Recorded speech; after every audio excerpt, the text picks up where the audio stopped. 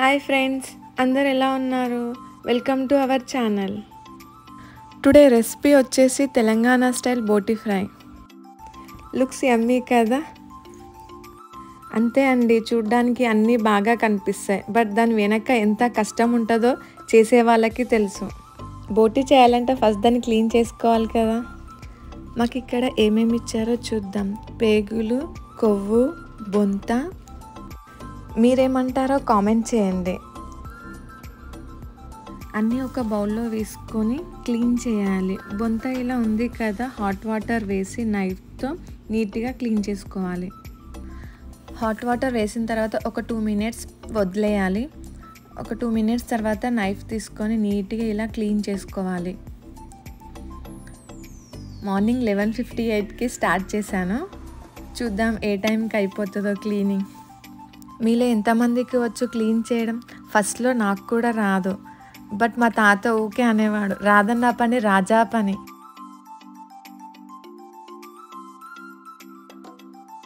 So మీరు కూడా నాకు రాదు అనకుండా మీరు ట్రై చేయండి. నేను ఏ పని చేసినా కొంచెం స్లోగా చేస్తా, బట్ లాస్ట్లో రిజల్ట్ మాత్రం బాగుంటుంది. ఒక 50% క్లీనింగ్ అయిందండి. ఇంకా అది కూల్ అయిపోయింది కదా, ఇంకొంచెం హాట్ వాటర్ వేసుకొని మళ్ళీ క్లీన్ చేసుకోవాలి.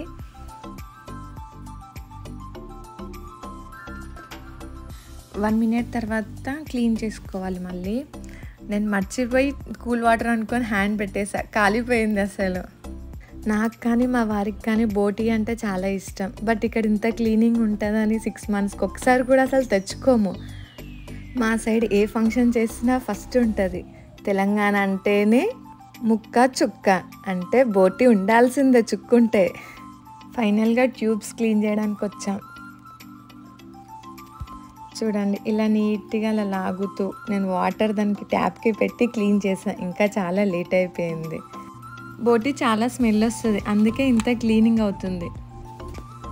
టైం చూసారా, 12:50, ఆల్మోస్ట్ 1 hour అయింది. ఇలా నీట్గా క్లీన్ చేసుకొని అన్నీ ఒక దాంట్లో, చూడండి ఎంత నీట్గా అయిందో, ఒక దాంట్లో వేసుకొని ట్యూబ్స్ కట్ చేసుకునేటప్పుడు ఒక 3 inches అలా పెట్టుకొని కట్ చేసుకోవాలి. మనం ఎంత కట్ చేస్తామో అందులో బాయిల్ అయితే, కుక్ అయితే 1/2కి వచ్చేస్తుంది.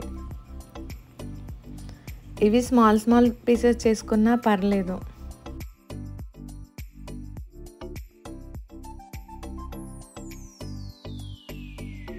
అన్నీ ఇలా స్మాల్గా కట్ చేసుకున్న తర్వాత అన్నీ ఒక బౌల్లో వేసుకొని క్లీన్ చేసుకోవాలి.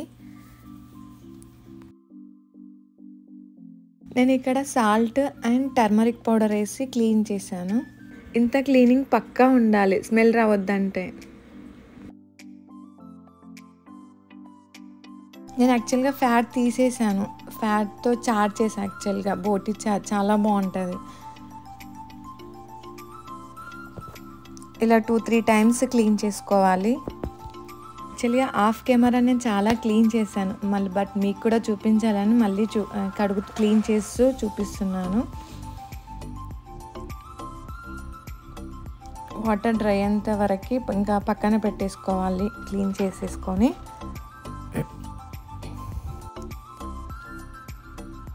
చూడండి ఎంత నీట్గా క్లీన్ అయిందో. ఇలా స్మెల్ లేకుండా నీట్గా క్లీన్ చేసుకోవాలి. నెక్స్ట్ కుక్కర్ తీసుకొని అందులో వేసేసుకొని పసుపు, కొంచెం జింజర్ గార్లిక్ పేస్ట్ వేయాలి.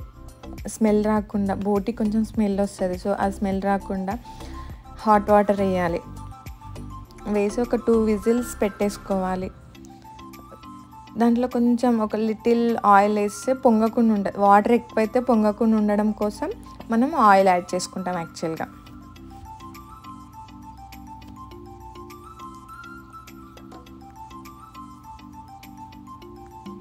2 whistles పెట్టేసుకోవాలి. 2 whistles తర్వాత ఇలా బాయిల్ అయిపోతుంది. చూడండి ఎంత మెత్తగా ఉడికిపోయిందో. వాటర్ తీసేసుకోవాలి. నెక్స్ట్ బౌల్ తీసుకొని, కొంచెం మందంగా ఉన్న బౌల్ తీసుకోవాలి. అందులో 2 tablespoons ఆయిల్ వేసి ఆనియన్స్, పుదీనా అండ్ కరివేపాకు వేయాలి.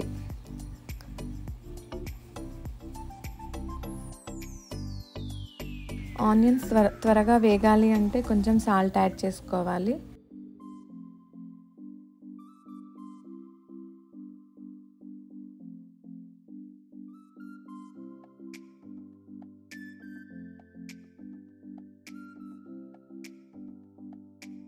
ఇలా మెత్తబడిపోయిన తర్వాత అందులోనే ginger garlic paste, main fresh ginger garlic paste. Non veg అంటేనే ఫ్రెష్గా యూజ్ చేయాలి యాక్చువల్గా జింజర్ గార్లిక్ పేస్ట్, అప్పుడే టేస్ట్ బాగుంటుంది కర్రీకి. నెక్స్ట్ బోటీ యాడ్ చేసుకొని ఒక 2 minutes ఇంకా వదిలేయాలి అలా కలుపుకొని.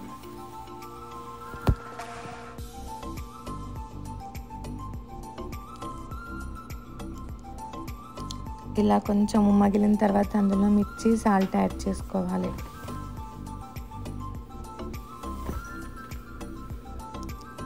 మెయిన్ ఏంటంటే ఇది అడుగంటకుండా చూసుకోవాలి, కలుపుకుంటూ ఉండాలి, కొంచెం ఓపిక ఉండాలి యాక్చువల్గా. అందుకే చూసారా కింద అడుగంటుతుంది. కొంచెం మందంగా ఉంటేనే బెటర్. అదే పల్చట్ బౌల్ స్టీల్ అలా పెట్టేస్తే ఇంకా మాడిపోతుంది. Coriander powder and garam masala add చేసుకోవాలి. ఇక్కడ కంటిన్యూగా కలుపుతూనే ఉండాలి ఒక 15 minutes. కొంచెం ఓపికగానే ఉండాలి చెప్తున్నాను మరి. లాస్ట్లో కొరియాండర్ లీవ్స్ వేసేసుకోవాలి. అంతే అండి, బోటీ fry ready. Thank you for watching.